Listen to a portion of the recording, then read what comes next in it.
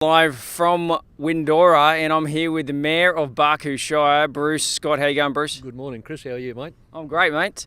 Up early, and we're here in front of what is this called? Well, it's officially called the Windora Solar Farm, but it's a solar farm that was built by Ergon Energy and Queensland Government funded, commissioned in 2009 to as a trial to expand on solar technology and using renewable energies better and more efficiently in remote communities that generate their own electricity.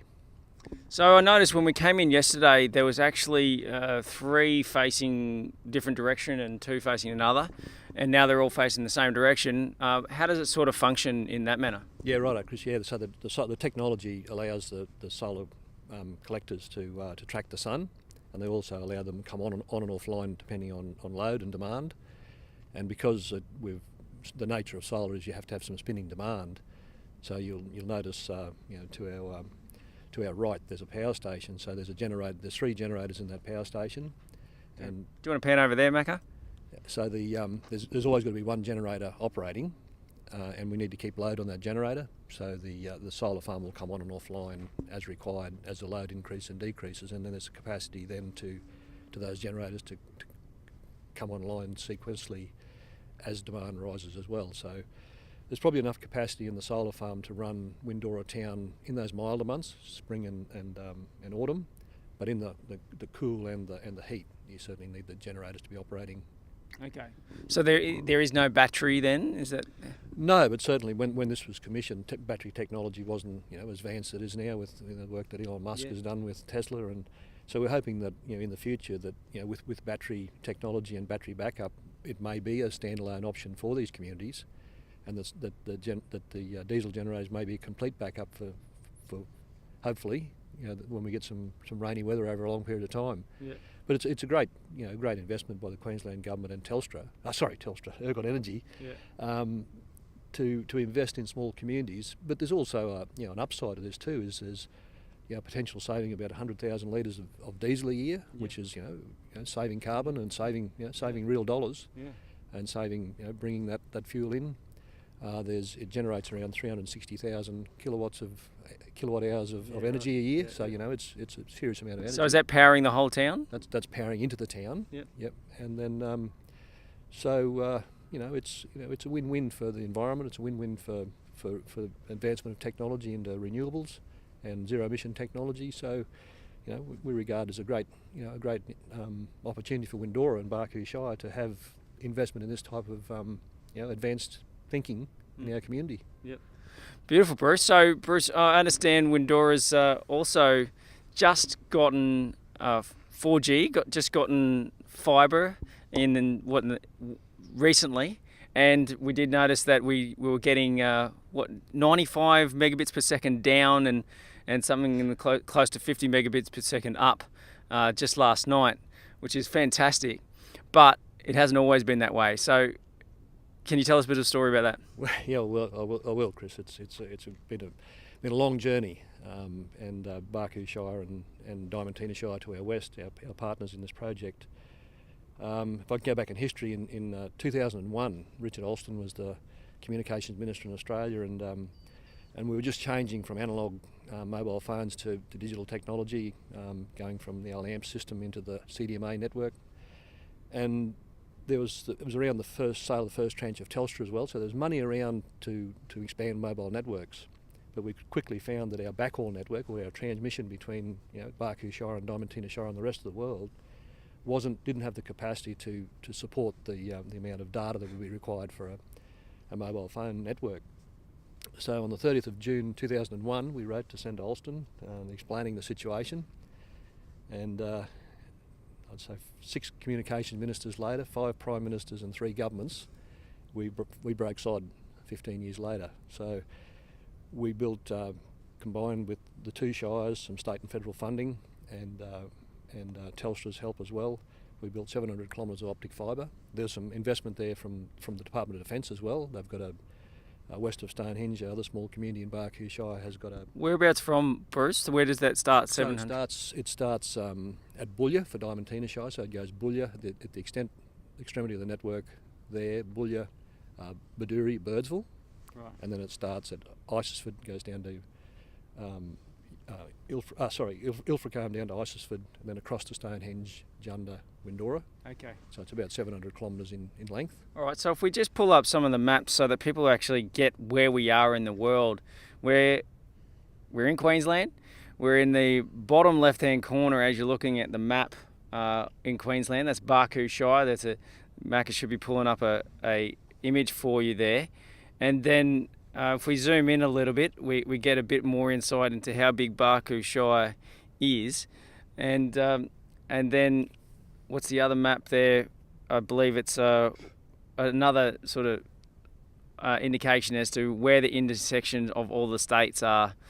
And, so Bullia's further North and west. Northwest, Yes. Yep. So Bullia's north and west. Yep.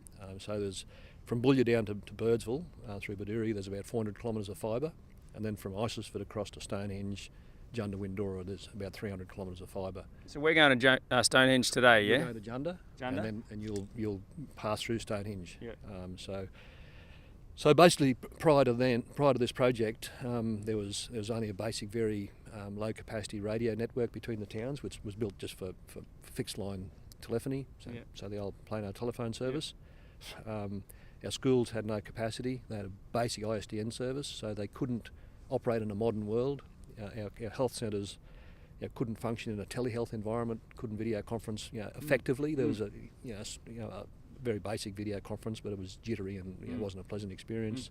Our police stations couldn't access their databases, and more particularly, our residents couldn't get a broadband service that was equivalent to the rest of Australia and the world. It was very constrained. It was a satellite service. And whilst it's probably okay and there's been a huge investment in Sky Muster, we quickly understood, and I think when we started this back in 2001, we didn't realise that the digital disruption would happen in that 15-year period from when we lit the fuse on this until we actually broke sod. When we started this, Mark Zuckerberg hadn't even launched Facebook. Yeah. So, the online content and people wanting to have handheld devices has been exponential. Yeah. And now we're looking at, in about a 4 or 5 year period going from, say, 7 million devices in Australia to over 20 million devices. So that's 3 times the population of Australia. Yeah. I mean, the population of Australia, it's just that the advancement is incredible. Yeah. And, worldwide, that's a similar figure. Went from about 7 billion devices to 20 odd billion devices in that similar period.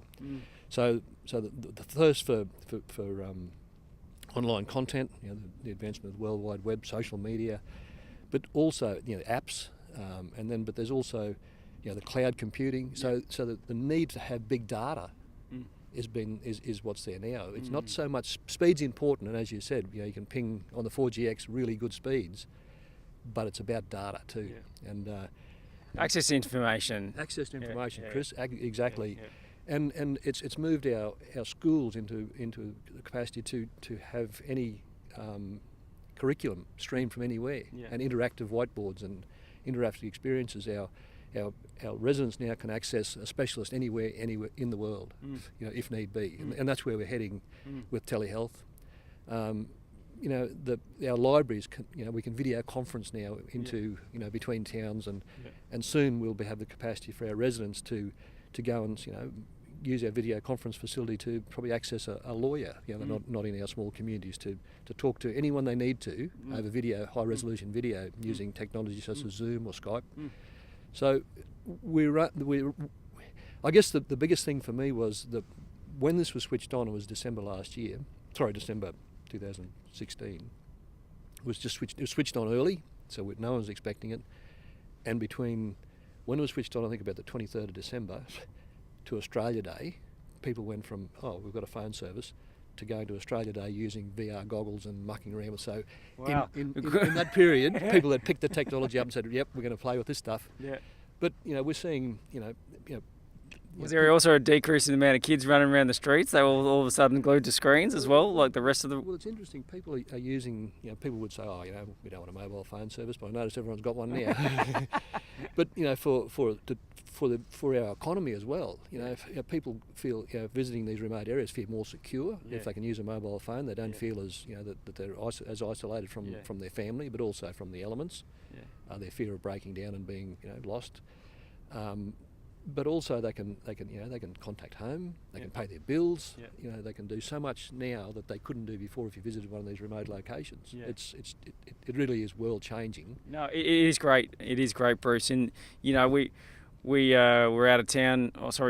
On the way here yesterday. We drove 15 or 14 and a half hours drive and it took us 15 because we had a flat. But what was comforting was knowing that Windora had that connectivity, so that when we got here, we could pick up the phone, call friends and family, and do some work, and there was no issues there. So, and we just rolled out a swag at the pub there, which was fantastic. Thanks very much, Jess and Ben, and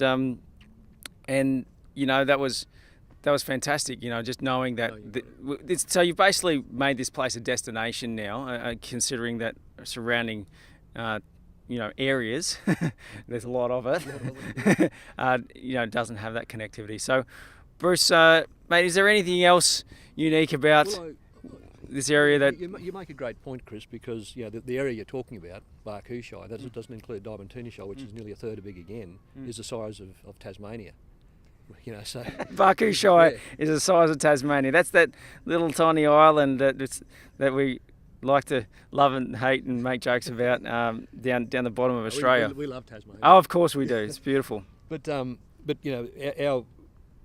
two shires invested $4.3 million into this project. And not too many people in shires in Australia have to invest that sort of money in building a telecommunications network that most people take for granted. And we're very grateful to the Queensland government, particularly, and the federal government for their investment through their various programs in this. It was a $16.5 million project, and without the investment of the Defence Department, it would have been about a $21.4 million project. So we're very, very grateful to the Queensland government, federal government, our residents of having trust in us in building this project, Department of Defence, and Telstra particularly. Telstra had faith in us. Telstra had faith in the project, but they're a commercial company and are constrained by the commercial environment they're in. But together, that partnership and what Andy Penn's talking about now in Telstra and government are talking about, where's the co-investment opportunity to use projects like this as a model to push more and more services into areas where the cost benefit really doesn't stack up, where you divide the cost into the number of people. And the point you made is it makes these places a destination, it increases the economy, increases the visitor numbers, and the contribution to the Australian economy, the Queensland economy.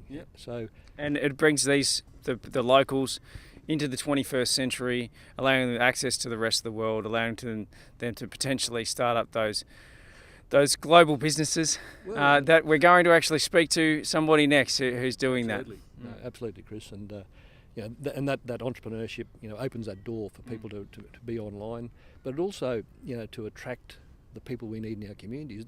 People say you choose to live there. Well, it's not quite correct, because these communities have to be there. And as you realise, if you do a tyre or need some fuel or you need some accommodation when you're travelling these vast distances, so you can't say these communities shouldn't exist. No, that's right. You need infrastructure. And to have these communities exist into the future, we're not going to have the next generation of police officers, nurses, school teachers, our professionals we need in local government to build our roads and maintain our networks, unless you've got comms, so they can have a career pathway, do some learning, have their partner study. So it's a great opportunity to come to these remote areas and further your career path.